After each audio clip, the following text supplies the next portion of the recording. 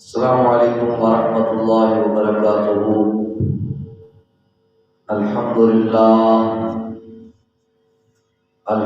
للہ نحمده ونستعینه ونستغفره ونؤمن به ونتوکل علیہ ونعوذ باللہ من شرور انفسنا ومن سیئات اعمالنا، من يهده الله فلا مضل له ومن يضلله فلا هادي له، ونشهد أن لا إله إلا الله وحده لا شريك له،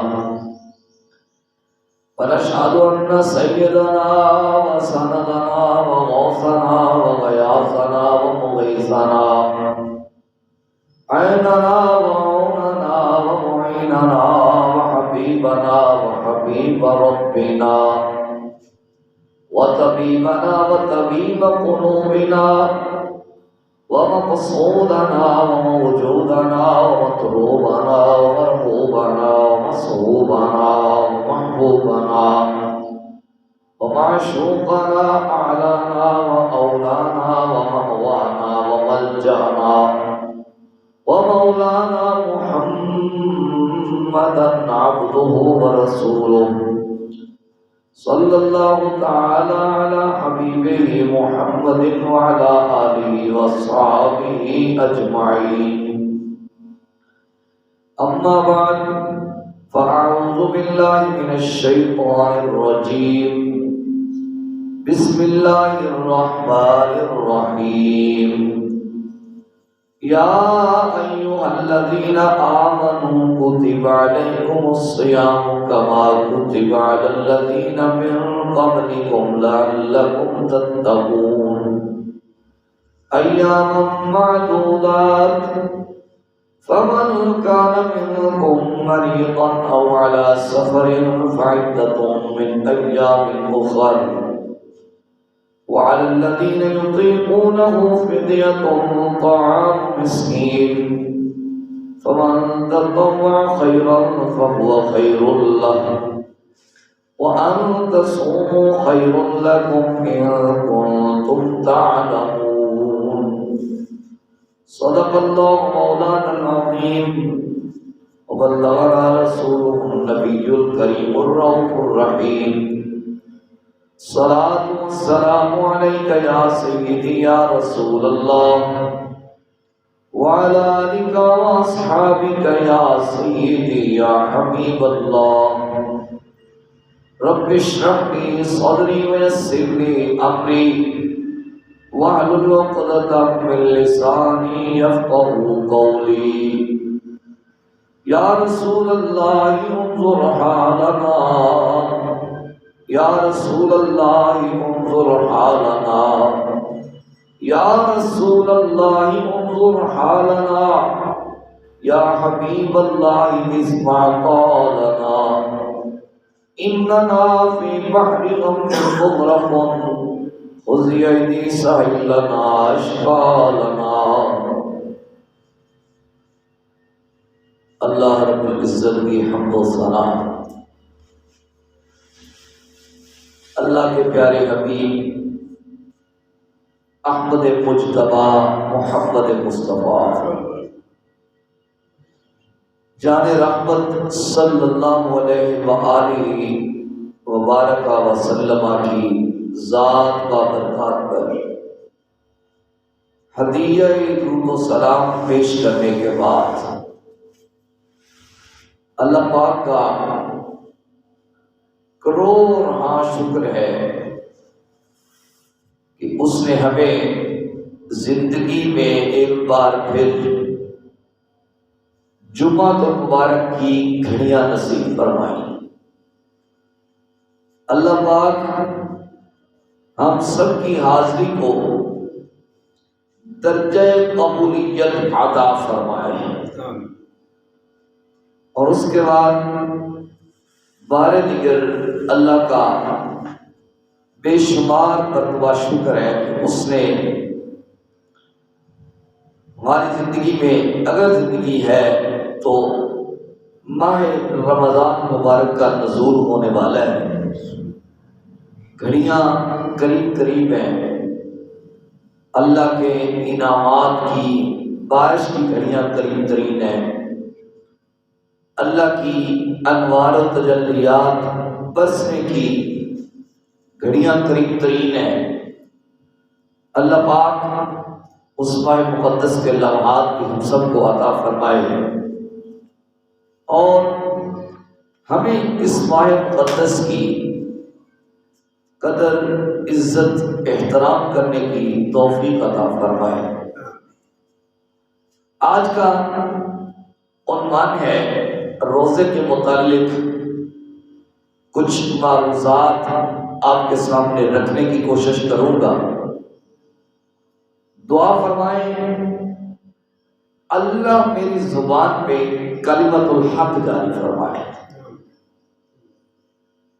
جس طرح اسلام میں تمام عبادات آہستہ آہستہ بندوں پر فرض ہوئی، جس طرح کہ نماز معراج کی رات پہلے 50 ملی، پھر تخفیف ہوتے ہوتے 5 رہ گئی، اس کے بعد زکوٰۃ فرض ہوئی، اس کے بعد حج فرض ہوا، اور اس کے بعد رمضان مبارک کے روزے فرض ہوئے، اور اس کے بعد جہاد فی سبیل اللہ۔ اسی طرح روزے کے سلسلہ میں بھی یہ ہے کہ پہلے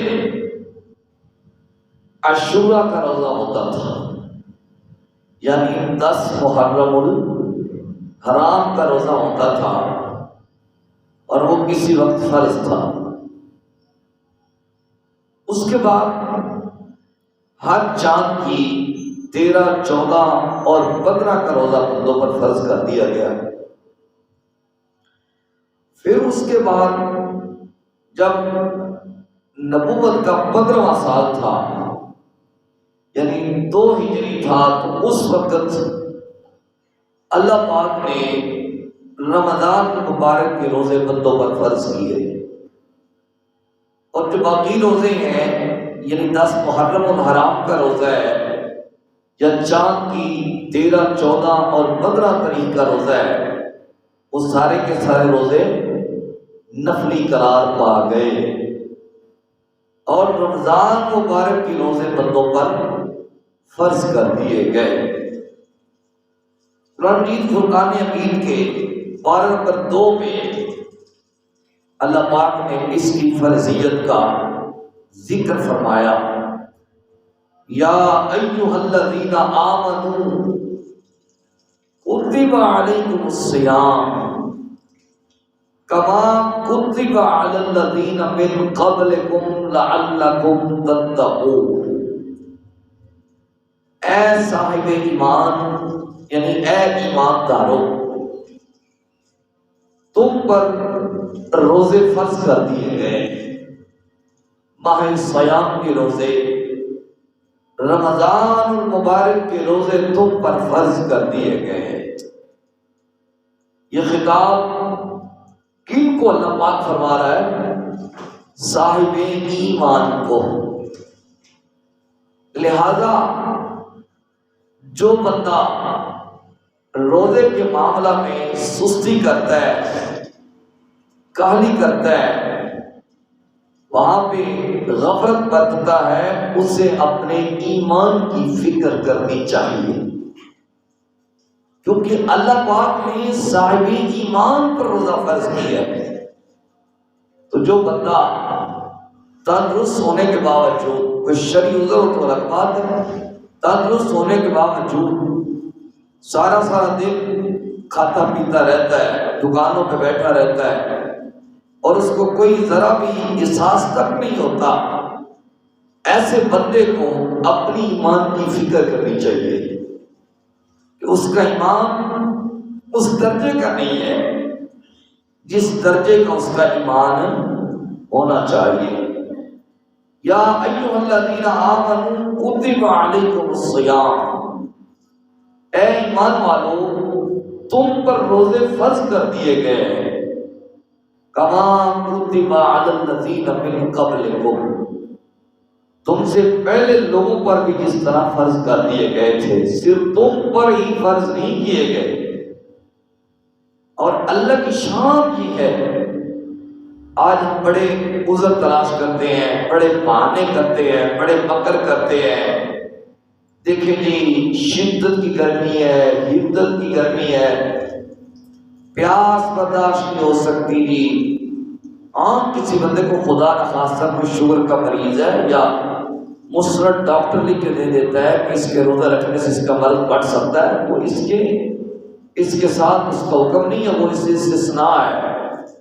لیکن بندہ تندرست ہے، وہ عذر تلاش کرتا پھرتا ہے کہ جناب مجھ سے بھوک برداشت نہیں ہوتی، مجھ سے پیاس برداشت نہیں ہوتی۔ یاد رکھیں، اللہ کے علاوہ بندے سے کوئی اتنی محبت نہیں کرتا جتنا رب اپنے بندے سے پیار کرتا ہے۔ جتنی رب اپنے بندے سے محبت فرماتا ہے نا، اتنی کوئی کسی سے محبت نہیں کرتا۔ تو اللہ پاک فرماتا ہے لا یکلف اللہ نفسا الا وسعها۔ اللہ کی یہ شان نہیں ہے کہ ایک بندے کے اندر ہمت نہ ہو، طاقت نہ ہو، وہ اس بوجھ کو اٹھانے کی قدرت نہ رکھتا ہو، اللہ اس پر بوجھ ڈال دے۔ ایسا ہو نہیں سکتا، ایسا ہو نہیں سکتا۔ لہذا اللہ پاک کی علم میں ہے کہ ہم اتنی سی بھوک برداشت کر سکتے ہیں، ہم اتنی سی پیاس برداشت کر سکتے ہیں۔ تو اللہ پاک نے مجھے اور آپ کو روزوں کی جو فضیلت ہے اس کے ساتھ نوازا۔ اب میں عذر تلاش کرتا پھروں، میں بہانے بناتا پھروں، سارا طرح سے روٹیاں کھاتا پھروں، پانی پیتا پھروں، تو پھر یہ میری نااہلی ہے اور یہ میری سستی ہے، میری کوتاہی ہے۔ مجھے پھر اپنے آپ کے ایمان کا محاسبہ کرنا ہوگا۔ کما کتب علی الذین من قبلکم، جیسا کہ تم سے پہلے لوگوں پر روزے فرض کر دیے گئے۔ اور ہر چیز کے فرض کرنے کا کوئی نہ کوئی مقصد ہوتا ہے۔ افحسبتم انما خلقناکم عبثا، اللہ نے کائنات میں کسی بھی چیز کو بیکار پیدا نہیں فرمایا۔ ہر چیز کے پیدا کرنے کا یا ہر چیز کے فرض کرنے کا کوئی نہ کوئی مقصد ہے۔ اور روزے کے فرض کرنے کا مقصد کیا ہے؟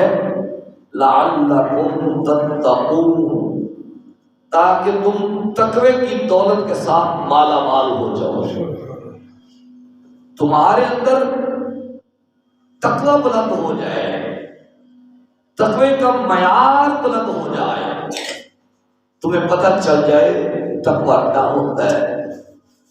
اور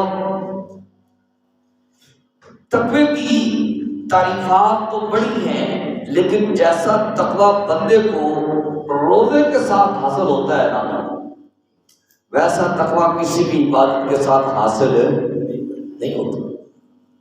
بندے نے روزہ رکھا ہوتا ہے، بندہ بند کمرے میں موجود ہوتا ہے، ساتھ فریج بھی پڑا ہوتا ہے، اس میں مشروبات بھی پڑے ہوتے ہیں، مطعومات بھی پڑے ہوتے ہیں، یعنی کھانے پینے کی اشیاء پڑی ہوتی ہیں، اور اس بندے کو کوئی دیکھنے والا موجود بھی نہیں ہوتا، اور وہ بندہ ان چیزوں کے استعمال پر اپنی قدرت بھی رکھتا ہوتا ہے، یعنی اس کو کوئی درمیان میں چیز حائل نہیں ہوتی، کوئی رکاوٹ حائل نہیں ہوتی، لیکن اس کے باوجود وہ ان چیزوں کے قریب ترین نہیں جاتا۔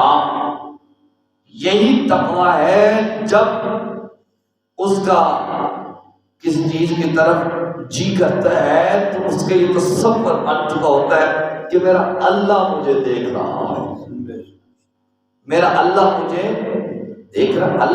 اللہ تو ہر لمحہ، ہر گھڑی، ہر ساتھ، ہر وقت اپنے بندوں کو ملاحظہ فرما رہا ہے اور دیکھ رہا ہے۔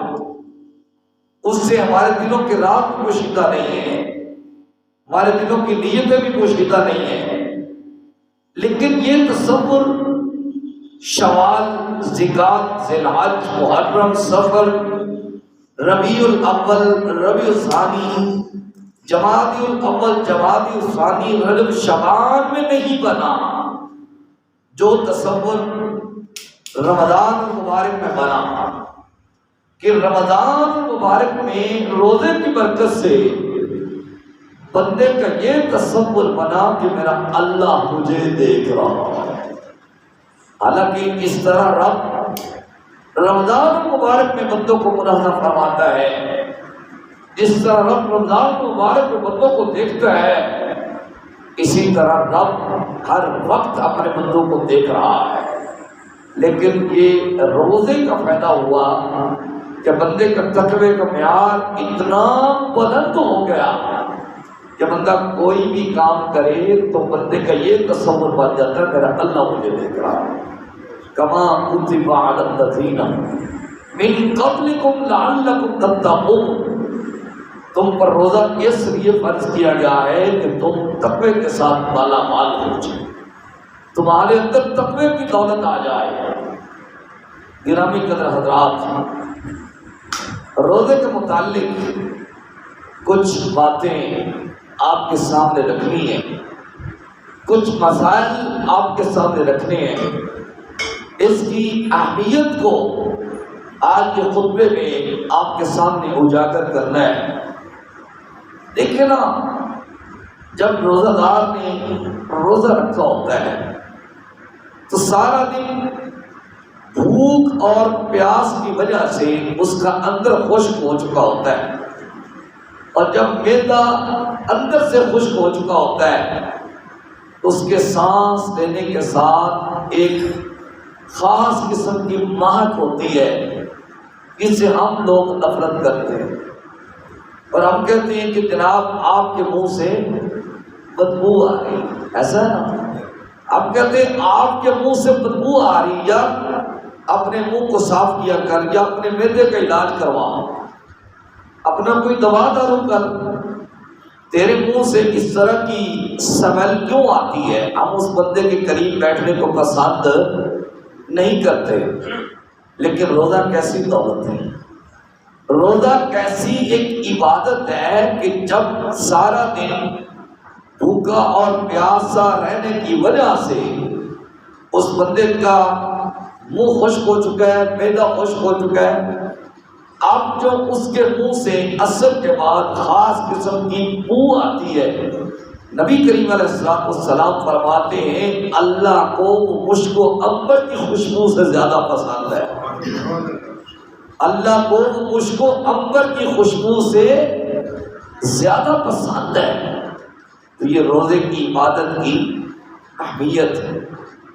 گرامی قدر حضرات، بندہ قرآن پاک کی تلاوت کرے اس کا اجر جنت ہے، اور اس کا اجر فرشتے مرتب کرتے ہیں۔ بندہ نماز پڑھے، کتنی بڑی عبادت ہے، اللہ سب کو توفیق دے، اس کا اجر جنت ہے، فرشتے مرتب کرتے ہیں، فرشتے لکھتے ہیں۔ بندہ زکوٰۃ دے، اس کا اجر جنت ہے، فرشتے لکھتے ہیں، فرشتے مرتب کرتے ہیں۔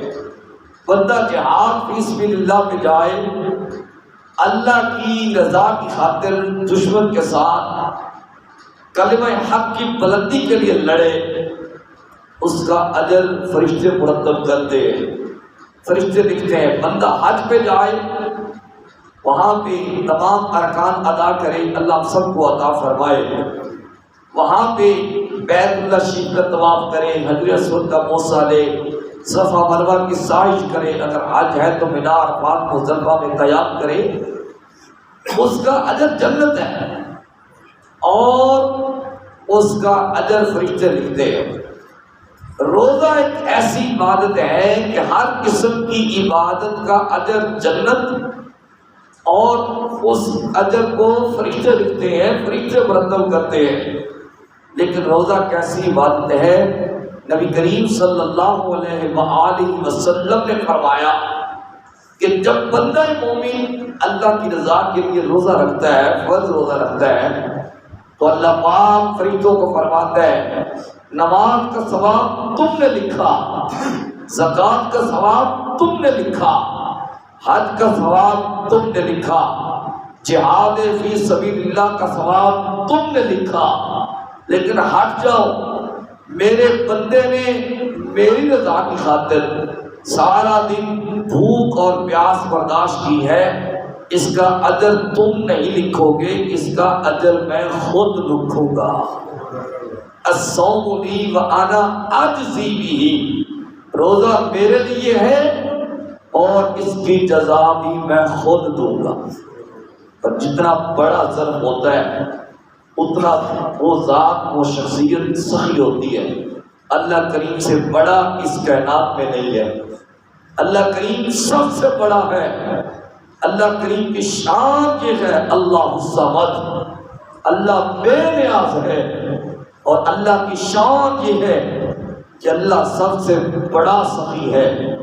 جب سب سے بڑا سخی روزے کا اجر خود عطا فرمائے گا تو آپ اندازہ فرما سکتے ہیں وہ کتنا اجر ہوگا۔ ہمارے پاس کوئی لمٹ نہیں ہے، ہمارے پاس کوئی پیمانہ نہیں ہے کہ ہم اس کا وزن کر سکیں۔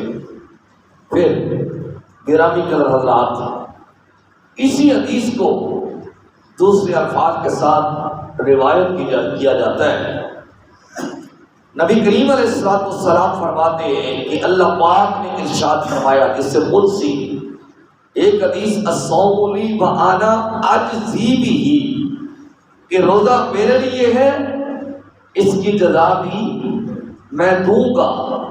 اور دوسری حدیث شریف میں ہے الصوم لی وانا اجزا بہ، روزہ میرے لیے ہے، اس کی جزا بھی میں خود ہوں۔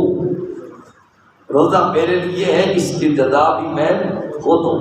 اس کے متعلق علماء فرماتے ہیں کہ حضرت موسیٰ علیہ السلام جب اللہ سے کلام ہونے کے لیے جاتے تھے تو اللہ سے ایک دن عرض کی، اللہ مجھے یہ بڑا اعزاز ہے کہ میں تیرے ساتھ کلام ہوتا ہوں، یہ چھوٹی بات تو نہیں ہے، بہت بڑی بات ہے۔ یہ اعزاز کسی اور کو بھی دیا جائے گا؟ تو سنیں امت محمدیہ ہمارا کتنا اعزاز ہے، لیکن ہم نے اپنے اعزازات خود ضائع کر دیے، ہم نے اپنے اعزازات کو خود پسے پش ڈال دیا۔ ہم ان کی قدر نہیں جانتے، ہم اہمیت نہیں جانتے۔ اللہ پاک نے فرمایا موسیٰ تجھ سے تو میں پردے میں ہم کلام ہوتا ہوں، جبریل کے ذریعے سے ہم کلام ہوتا ہوں، جب میرے نبی آخر الزمان صلی اللہ علیہ وسلم کے امتی میرے لیے روزہ رکھیں گے تو میں ان کو بے حجاب ہو کے اپنا دیدار عطا فرماؤں گا۔ اور افطاری کے وقت علماء نے لکھا ہے کہ یہ نظارہ ہوتا ہے اور اس کی ایک کیفیت یہ محسوس کی جاتی ہے کہ بندے کے دل میں ایک عجیب سی خوشی ہوتی ہے، بندے کے دل میں ایک عجیب سی خوشی ہوتی ہے کہ جب بندہ روزہ افطار کرتا ہے۔ اللہ اکبر۔ حضرات ذی وقار، ہمارے لیے تو روزہ بہت آسان کر دیا گیا، اور روزے کی تعریف یہ ہے کہ طلوع فجر سے لے کر غروب آفتاب تک اپنے آپ کو کھانے پینے اور جماع سے اور ہر قسم کی چیز سے اپنے آپ کو بندہ مومن روکے رکھے تو اس چیز کا نام روزہ ہے۔ جب روزے کی فرضیت نازل ہوئی تو اس کے بعد ہوتا یہ تھا کہ جو سحر اور افطار کا وقت ہوتا تھا، مغرب کے وقت افطاری ہوئی ہے اور عشاء تک تم کھا پی سکتے ہو، اتنا سا وقت ہوتا تھا۔ یا دوسرا اصول یہ تھا کہ جب آپ نے افطاری کی ہے اور افطاری کرنے کے بعد اگر آپ کی آنکھ لگ گئی ہے، آپ کو اونگ آ گئی ہے، آپ کو نیند آ گئی، آپ لیٹ گئے، تو آپ اگر عشاء سے پہلے بھی بیدار ہو چکے ہیں تو آپ کچھ کھا پی سکتے نہیں۔ یہ اصول تھا۔ نبی کریم صلی اللہ علیہ وسلم کے صحابی حضرت سرما رضی اللہ تعالیٰ عنہ کو یہ ایک مرتبہ اپنے گھر آئے، افطاری کی، تھکے ہوئے تھے، کام کاج کر کے تھکے آ رہے تھے، تو بیوی سے کہا مجھے کھانا لا کے دو. اس نے کہا تھوڑی سی کھانے میں دیر ہے. تو بس انتظار کرتے کرتے یہ لیٹ گئے، ان کی آنکھ لگ گئی، ان کو نیند آ گئی. جب یہ نیند سے بیدار ہوئے تو ابھی عشاء کا وقت نہیں ہوا تھا. تو ان کے اہلیہ محترمہ نے کہا کہ آپ کھانا کھا لیں. انہوں نے کہا اب میں کھانا کھا سکتا نہیں، اب میں رونے سے ہوں، کیونکہ وہ سو رہی تھی. اچھا جی، ساری رات بھی گزر گئی. اگلا دن آیا، یہ کام پہ چلے گئے. یہ کام کرتے کرتے بے ہوش ہو گئے. عرب کی گرمی، پھر وہ سادہ دور. آج تو عرب میں بھی ہر کمرے میں ایئر کنڈیشنر موجود ہوتا ہے، اور ہمارے گھروں میں بھی ہمارے یہاں موسم کافی تبدیل ہو چکے ہیں، کافی معاملات تبدیل ہو چکے ہیں. اب تو وہ سختی نہیں ہے، اب تو وہ شدت حدت نہیں ہے.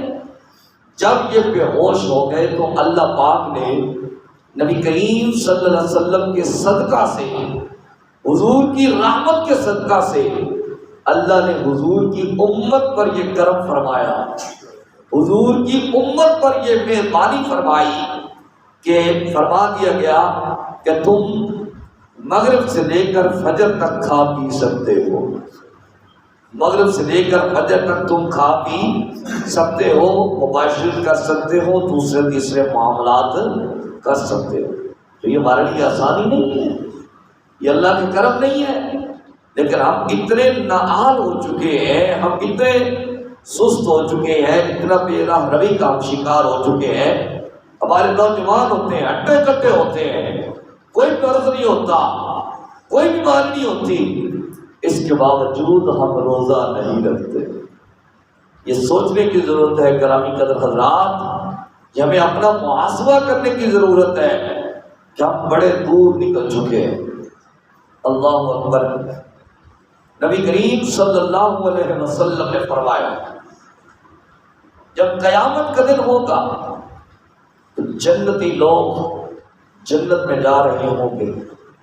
کسی کو باب الصلاۃ سے آواز پڑے گی، کسی کو باب الزکات سے آواز پڑے گی، کسی کو باب الحج سے آواز پڑے گی، کسی کو باب الجہاد سے آواز پڑے گی. اور جس بندے نے اللہ کی رضا کے لیے روزہ رکھا ہوگا اس کو باب الریان سے آواز پڑے گی. باب الریان یہ جنت کا دروازہ ہے، اس کے لیے جنت کا دروازہ یہ باب الریان کھول دیا جائے گا. اور جن لوگوں نے روزے رکھے ہوں گے ان روزوں سے ان کو اس دروازے سے ان بندوں کو آواز پڑے گی. جب تمام روزہ رکھنے والے اس دروازے سے داخل ہو جائیں گے، حضور صلی اللہ علیہ وسلم ارشاد فرماتے ہیں کہ باب الریان کو بند کر دیا جائے گا، پھر باب الریان سے کوئی داخل نہیں ہو سکتے. تو کیوں نہ ہو، مغفرت کی گھڑیاں آ رہی ہے، بخشش کی گھڑیاں آ رہی ہے، رحمت کی گھڑیاں آ رہی ہے. ہم اپنے آپ کو اپنے رب کی بارگاہ میں پیش کر دیں اور سن لیں. نبی کریم صلی اللہ علیہ وسلم ابو ہریرہ رضی اللہ تعالیٰ عنہ سے حدیث روایت ہے کہ جس بندے نے روزہ تو رکھ لیا، اپنے آپ کو بھوکا بھی رکھا، اپنے آپ کو پیاسا بھی رکھا، لیکن اپنی آنکھوں سے بے حیائی کرتا رہا، اپنی آنکھیں برائی کی طرف اٹھاتا رہا، اپنی آنکھوں سے غیر مردوں کی طرف دیکھتا رہا، اور اپنے کانوں سے غیر شرعی باتیں سنتا رہا، وہاں پہ گانا باجا سنتا رہا یا گالیاں سنتا رہا یا غیبت سنتا رہا، اور اپنی زبان سے غیبت کرتا رہا، کسی کی برائیاں دکانوں پہ بیٹھ کے بیان کرتا رہا، پروپیگنڈے کرتا رہا. غیبتوں کا مشن یہ ہوتا ہے نا، پروپیگنڈا کرنا. وہ جس حالت میں مرضی ہو وہاں پہ پروپیگنڈے ہوتے رہے. پاؤں سے برائی کی طرف چل کے جاتا رہا اور ہاتھوں سے وہاں پہ برائی کرتا رہا یا ناپ تول میں کمی کرتا رہا یا کسی پر زیادتی کرتا رہا، تو ہمیں اس نے بھوک اور پیاس کے علاوہ کچھ حاصل نہیں کیا. اور اللہ کو ایسے بندے کی روزے کی کوئی ضرورت نہیں ہے۔ اس طرح بندے کو کھانے پینے سے روکا جاتا ہے، وہاں پہ جماع سے روکا جاتا ہے، اسی طرح ہمارے کانوں کا بھی روزہ ہے، ہماری زبان کا بھی روزہ ہے، ہماری آنکھوں کا بھی روزہ ہے، ہمارے ہاتھوں کا بھی روزہ ہے اور ہمارے پاؤں کا بھی روزہ ہے۔ حضرات ذی وقار، روزے میں کافی ساری احتیاطیں برتی جاتی ہیں، کافی سارا وہاں پہ خیال کیا جاتا ہے۔ پھر روزے کی اہمیت اس بات سے بھی سمجھی جا سکتی ہے جب اللہ کے نبی سیدنا موسیٰ نبینا علیہ السلام کو اللہ پاک نے تورات عطا کرنی تھی، تو اللہ پاک نے فرمایا پہلے 40 روزے رکھو۔ کتنے روزے؟ 40 روزے رکھو۔ تو اللہ پاک نے سیدنا موسیٰ علیہ السلام کو تورات عطا کرنے کے لیے 40 روزے رکھوائے۔ قربان نہ جائیں آمنہ کے لال پر۔ آمنہ کے لال مکے میں ہے تو قرآن مکے میں آ رہا ہے۔ آمنہ کے لال حضرت عائشہ کے بستر پہ ہے تو قرآن وہاں آ رہا ہے۔ آمنہ کے لال غاروں میں ہے تو قرآن وہاں آ رہا ہے۔ آمنہ کے لال مدینے میں ہے تو قرآن مدینے میں آ رہا ہے۔ آمنہ کے لال سفر میں ہے تو قرآن سفر میں آ رہا ہے۔ جدھر جدھر آمنہ کا لال جاتا ہے ادھر ادھر قرآن پہ جاتا ہے۔ آپ نے بڑی کنجوسی سے یہ بات سمجھ کی، میں کیا کر سکتا ہوں، میرے پاس آپ کا کوئی علاج نہیں ہے۔ بڑی آپ بات کو ضائع کرنا، بات کو ہضم کرنا آپ بڑا جانتے ہیں، آپ کا ہاضمہ بڑا ٹھیک ہے اور اس طرح ہی ہونا چاہیے، ٹھیک ہے نا؟ ایسے ہی آپ بیٹھا کریں، تقریباً جیسے بندے سو رہے ہوتے ہیں، بڑی سستی کے ساتھ بیٹھا کریں، کوئی بات نہیں۔ تو روزے کی اہمیت اس بات سے بھی واضح ہوتی ہے، روزے کی اہمیت کہ یہ ایک عظیم عبادت ہے، یہ ایک عظیم فریضہ ہے جو ہم نے ادا کرنا ہے۔ پھر گرامی قدر حضرات، نبی کریم صلی اللہ علیہ وسلم مسجد نبوی شریف میں تشریف لائے، حضور نے ممبر کی پہلی سیڑھی پہ قدم رکھا، آپ نے حدیث 12 سن رکھی ہے، حضور نے فرمایا آمین، دوسری سیڑھی پہ قدم رکھا، فرمایا آمین، تیسری پہ قدم رکھا، فرمایا آمین۔ صحابہ نے عرض کی سونا کوئی دعا مانگنے والا موجود نہیں، آپ کس کی بات پہ آمین کہہ رہے ہیں؟ تو نبی کریم صلی اللہ علیہ وسلم نے فرمایا جب میرے ممبر کی پہلی سیڑھی پہ قدم رکھا میرے پاس جبریل آیا، انہوں نے عرض کیا یا رسول اللہ صلی اللہ علیہ وسلم اس شخص کی ناخواہ قلود ہو، وہ بندہ برباد ہو جائے جس نے اپنی زندگی میں اپنے بوڑھے ماں باپ کو پایا اور ان کی خدمت کر کے اپنی بخشش نہ کروا سکا۔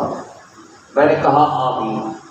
جب میں نے دوسری سیڑھی پہ قدم رکھا تو جبریل نے کہا یا رسول اللہ صلی اللہ علیہ وسلم اس شخص کی ناک بھی خواہ قلود ہو جس کے سامنے آپ کا نام نامی اسم گرامی محمد صلی اللہ علیہ وسلم ذکر کیا گیا، اس کے سامنے آپ کے سینے کا ذکر کیا گیا، اس کے سامنے آپ کی زلفوں کا تذکرہ کیا گیا، اس کے سامنے آپ کے لبوں کا تذکرہ کیا گیا، اس کے سامنے آپ کے مدینے کا تذکرہ کیا گیا، اس کے سامنے آپ کے لباس کا تذکرہ کیا گیا، اس کے سامنے آپ کے قدمین شریفین کا تذکرہ کیا گیا، اس کے سامنے آپ کے مناقب پڑھے گئے، آپ کے فضائل پڑھے گئے، اور اس نے آپ کی ذات پہ درود نہ پڑھا۔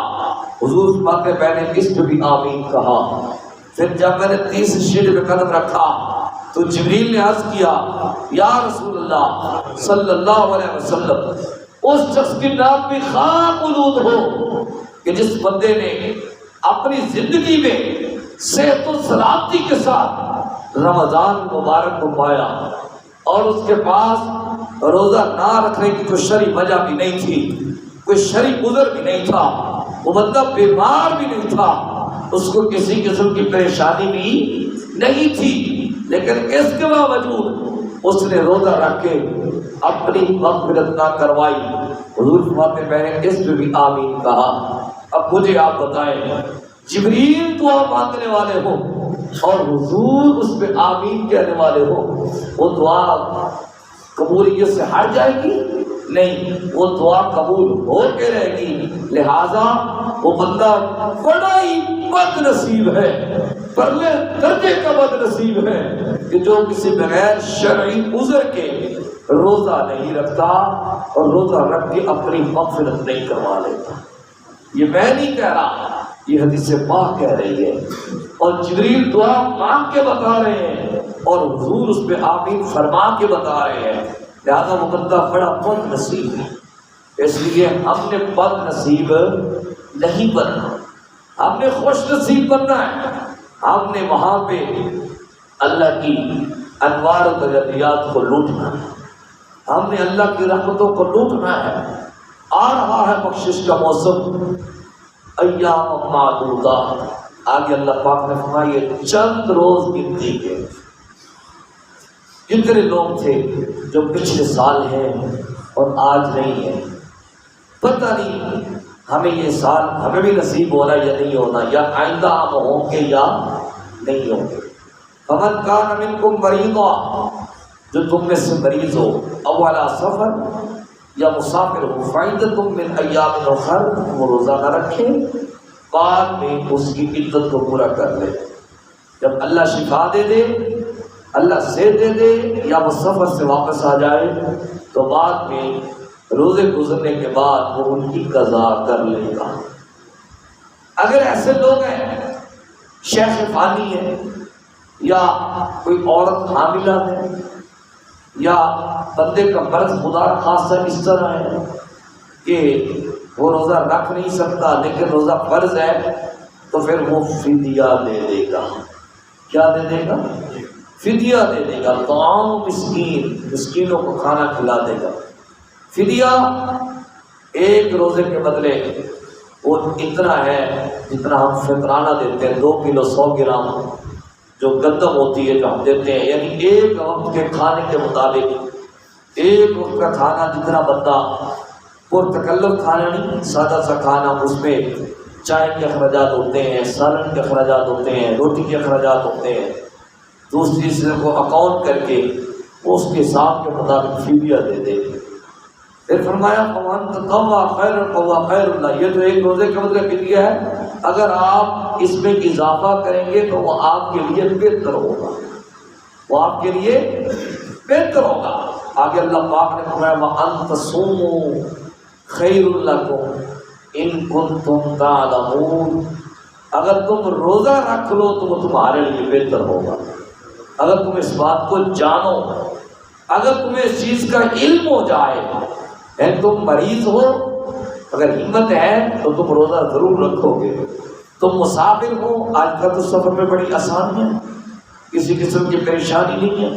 بار صورت شریعت اسلام نے رخصت دی ہے، اگر اس بندے کے پاس ہمت ہے، طاقت ہے تو روزہ رکھے، یہ اس کے لیے بہتر ہے، یہ اس کے لیے بہتر ہے. اور روزے کی اہمیت اس بات سے بھی واضح ہو سکتی ہے.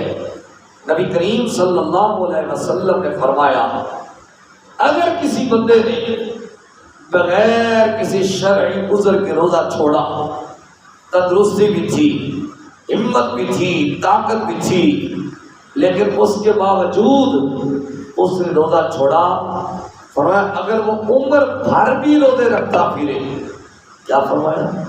عمر بھر بھی روزے رکھتا پھرے تو وہ اس رمضان مبارک کے روزے کی کمی پوری نہیں ہو سکتی.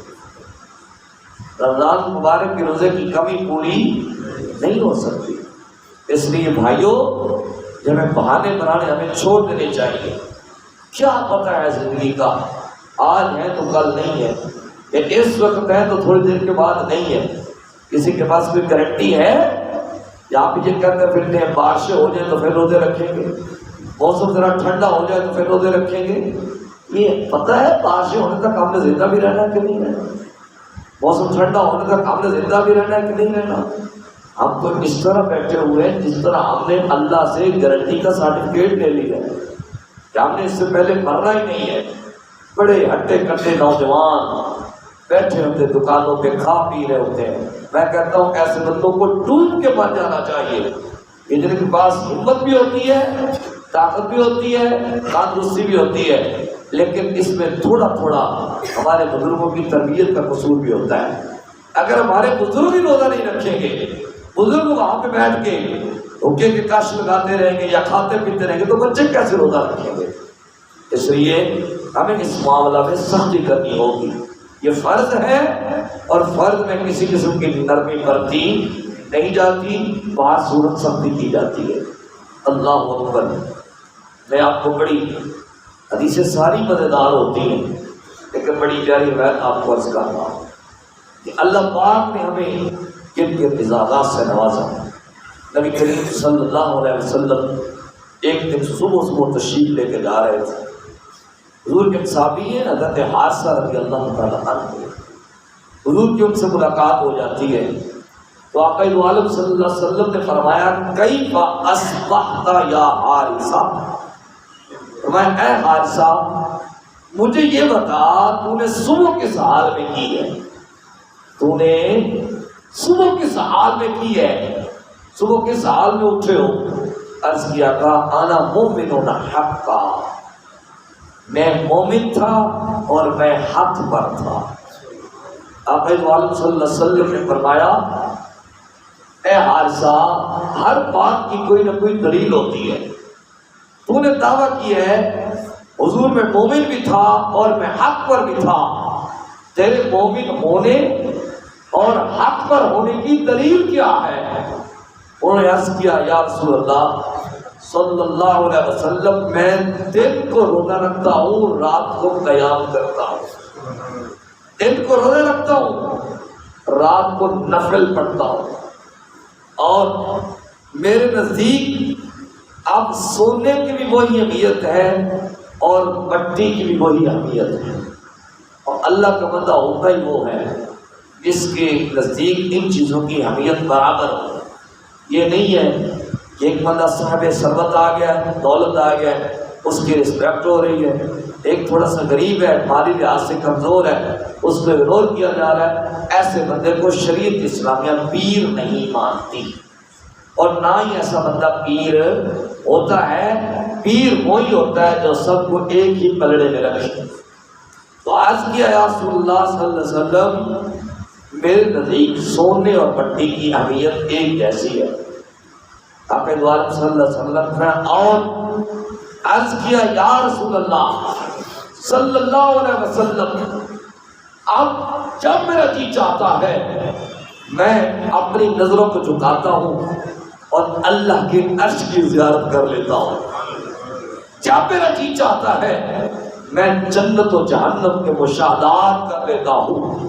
الٹی ہی چال چلتے ہیں دیوان گانے عشق، آنکھوں کو بند کرتے ہیں دیدار کے لیے. جب میرا جی چاہتا ہے میں یہ کام کر لیتا ہوں. تو آقا دو عالم صلی اللہ علیہ وسلم نے فرمایا میرے غلاموں جس نے مومن کی زیارت کرنی ہو وہ میرے حارثہ کی زیارت کر لے.